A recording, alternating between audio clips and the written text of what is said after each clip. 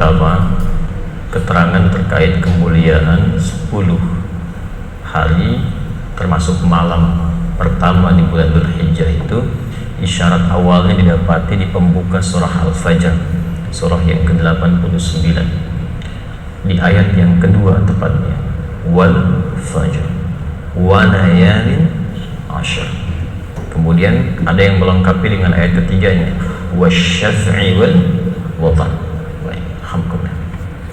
Ini mendapat penafsiran dari sahabat Ibnu Abbas radhiyallahu taala anhuma ketika menyampaikan riwayat dari Nabi sallallahu alaihi wasallam bahwa Nabi satu kali pernah menyampaikan bahwa ma min ayyamin ahabbu ila Allah al-amalu salihu fiha ahabbu ila Allah min hadhihi al-ayyamil 'ashr.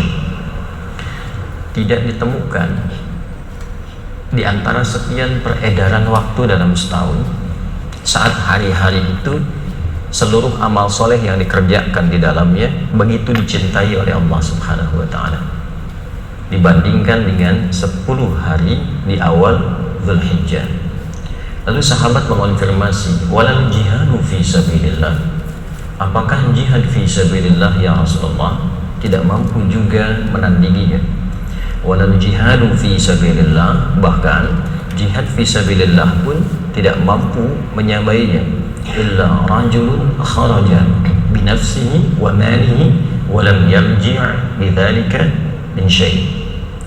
Kecuali jika ada puncak tertinggi jihad yang memang tidak bisa disaingi. Jadi tetap jihad fi sabilillah itu nanti ada nomor satu tertingginya, yaitu orang berjuang dengan jiwa dan hartanya sampai dia wafat. Nah, di situ ada jiwa dan harta, nanti turunannya macam-macam. Kalau tidak ada tuntutan secara militer misalnya ya, dan hakim menetapkan itu, jadi nggak sembarangan keluar begitu saja. Ada runtutannya di fikih jihad itu. Nanti di bawahnya ada jihad bil qalam, dengan pengetahuan. Itu bisa setara antara jihad ya tuntutan militer dengan jihad pengetahuan. Ada ayat khusus di situ dengan turunnya Quran surah 9 At-Taubah di ayat 122. Wa ma kana al-mu'minuna liyanfiru kaffah falawla nafara min kulli firqatin minhum ta'ifah liyatafaqahu fid din wa liyunziru qaumahum idza raja'u ilaihim la'allahum yahdharun. Tidaklah setiap insan beriman itu mesti semua tergerak untuk berjuang secara militer, sekalipun ada tuntutannya, tapi mesti dibagi. Mesti ada sebagian di antara mereka yang dipersiapkan menjadi kader-kader terbaik di negerinya, di bangsanya, melalui pendalaman pengetahuan. Jadi mesti ada pelajar-pelajar, mahasiswa-mahasiswa yang memang disiapkan untuk membangun negeri. Jadi kalau kita ngikut Quran itu spiritnya akan membantu kita untuk memakmurkan negeri kita. Tidak ada ahli Quran merusak, ya. Tidak ada ahli Quran misalnya tidak mencintai bangsa, pasti cinta. Bahkan bukan sekedar cinta, tapi kita diminta untuk memakmurkan tempat yang kita pijak. Waliyunziru qaumahum idza raja'u ilaihim. Kalau sudah selesai belajar, selesai kuliah, pakar di bidangnya, pulang, kata Quran, ke kampungnya, pulang ke negerinya. Orang Palembang pulang ke Palembang, bangun Palembang, ingatkan masyarakatnya, bangun negerinya, la'allahum yahdharun, supaya makmur, semua mendapatkan pencerahan yang serupa. Itu nilainya tinggi. Nah, saat masuk awal Dzulhijjah itu semua kualitas amal berubah. Semua kualitas amal berubah, naik status amalnya menjadi dicintai oleh Allah Subhanahu wa ta'ala. Jadi setiap bulan waktu tertentu itu ada keutamaannya sendiri. 10 Dzulhijjah ini awal ya 1 sampai dengan 10 nggak bisa juga disamakan dengan Ramadan. Ramadan punya keistimewaannya sendiri, awal Dzulhijjah punya keistimewaannya sendiri. Misal malam Al-Qadar itu adanya hanya di Ramadan, nggak bisa ditemukan di malam-malam awal Dzulhijjah. Jadi tidak tepat kalau ada yang mengatakan bahwa di malam-malam Dzulhijjah pun nilainya seperti malam Al-Qadar. Tidak.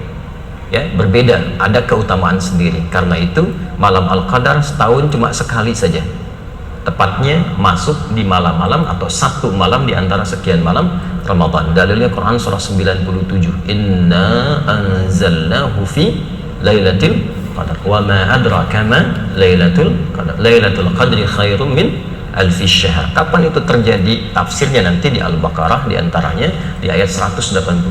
Syahru Ramadan alladzi unzila fihil Quran. Yang dimaksud bulan Ramadan saja. Jadi kalau kita ingin petakan, kita dapati Ramadan bulan siam.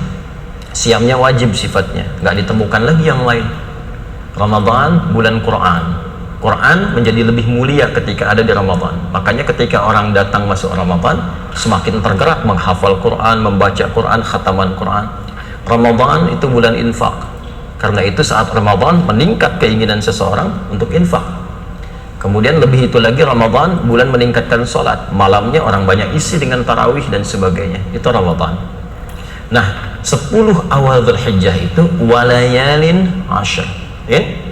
Baik itu ganjil atau genapnya. Jadi sama saja. 1 kan ganjil, 3 ganjil, kan? 5 ganjil. Atau genapnya 2, 4, 6. Itu awal Dzulhijjah tanggal 1 sampai 10 itu semua punya keutamaan. Semua punya kemuliaan. Tidak peduli ganjil atau genapnya. Apa keutamaannya? Semua amal yang dikerjakan di awal Dzulhijjah itu statusnya naik menjadi amalan yang sangat dicintai oleh Allah Subhanahu wa taala. Artinya apa? Kalau Anda sholat dan sholatnya ikhlas, maka status itu naik. Sholatnya bukan sekedar sholat, tapi sholat yang dicintai oleh Allah Subhanahu wa taala. Kalau Anda infak, bukan sekedar infak, tapi status infaknya dicintai oleh Allah Subhanahu wa taala. Kalau Anda baca Al-Quran, status bacaan Qurannya naik tingkat menjadi dicintai oleh Allah Subhanahu wa taala. Kaidah cinta Allah ini begini. Quran surah ke-3 Ali Imran ayat ke-31. Qul in kuntum tuhibbunallaha fattabi'uni. Perhatikan kaidah cinta itu. Yuhibbukumullahu wa yaghfir lakum dzunubakum. Jika Allah sudah mencintai seorang hamba, yuhibbukumullah, maka yang pertama dianugerahkan oleh Allah kepada hamba itu bukan dunia. Awas ya. Jadi kalau ada peningkatan harta, jangan dulu dipahami bahwa Allah cinta, belum tentu. Kalau ada peningkatan kedudukan, belum tentu itu menjadi tanda sayang Allah kepada hamba, belum tentu. Allah itu kalau mencintai seorang hamba, yang pertama diberikan itu adalah pengampunan terhadap seluruh dosa-dosanya. Wa yaghfir lakum dzunubakum. Jadi 10 awal Dzulhijjah itu potensial untuk bisa memohon ampunan Allah Subhanahu wa taala, sehingga siapa yang mampu bisa melewati itu, dosa-dosanya berpeluang digugurkan sekaligus hilang dosanya dan sekaligus datanglah cinta Allah kepadanya. Nanti kalau dosa sudah hilang, datang cinta, apa di antara dampak yang bisa diraih? Cepatnya pengabulan doa. Nanti ada orang-orang yang sangat dicintai Allah, dia belum meminta, Allah sudah kabulkan. Lisannya belum memohon, hatinya ada harapan, Allah sudah kabulkan. Contoh ketika Allah mencintai, kita ambil di bawah Nabi Muhammad. Kalau Nabi Muhammad itu sudah pasti gitu ya, beliau belum minta apa-apa, turun satu surah tentang jaminan surganya. Inna a'tainakal kautsar. Nabi Musa itu minta dulu, Rabbi syrahli sadri wa yassirli amri. Nabi Muhammad gak minta, turun surah alam nashrah laka sadra. Turun lagi wa nuyassiruka lil yusra. Gak minta, turun. Maryam, ibundanya Nabi Isa alaihi salam, kan? Nggak minta, ibadah aja sampai Allah mencintainya. Maka apa yang terjadi? Semua kebutuhannya langsung Allah berikan. Di Ali Imran ayat 37 itu. Fataqabbalaha rabbuha biqabulin hasanin wa ambataha nabatan hasana wa kaffalaha Zakaria. Kullama dakhala 'alaiha Zakaria al-mihraba wajada 'indaha rizqa. Qala ya Maryam anna laki hadha? Qalat huwa min 'indillah. Innallaha yarzuqu man yasha bighairi hisab. Maka saking cintanya Allah kepada Maryam, diberikan apapun tanpa batasan.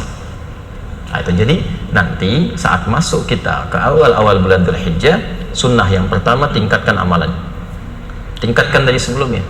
Nah, rumus cepat untuk meningkatkan itu biasanya para ulama mengarahkan kepada puasa. Siang, karena puasa itu satu amalan yang bisa mencakup amalan-amalan yang lainnya. Saat puasa itu sholat sunnah pasti meningkat, bacaan Quran meningkat, infak meningkat. Jadi satu-satunya cara paling cepat kalau ingin mengerjakan ibadah yang lain ikut naik, itu puasa. Karena itu disunnahkan puasa dari tanggal 1-nya. puncaknya sampai tanggal 9. Nah, untuk meraih maghfirah tadi, ampunan Allah, itu nanti intinya ada pada tanggal 9, seperti yang saya sampaikan tadi malam. Jadi puasa Arafah dilakukan bukan sekedar menahan lapar dan haus, tapi sambil istighfar, sambil muhasabah, sambil introspeksi diri. Itu yang dimaksudkan siyamu yaumi arafata tukaffiru sanatil madiyah wal baqiyah. Kalau benar puasa Arafah itu dikerjakan, dia introspeksi diri, dia muhasabah, berpotensi menggugurkan setidaknya 1 tahun dosa yang telah berlalu, dan menjaga tidak berbuat dosa setahun ke depannya. Nah, itu yang dimaksudkan ya. Nah, jadi tidak kita artikan bahwa bisa mengungguli semua hari-hari atau waktu-waktu yang lain, tapi lebih tepat kita katakan setiap momentum itu punya keistimewaannya sendiri-sendiri. Ramadan ada keistimewaannya, awal Dzulhijjah pun ada keistimewaannya. Demikian saya kira ya. Wallahu taala a'lam.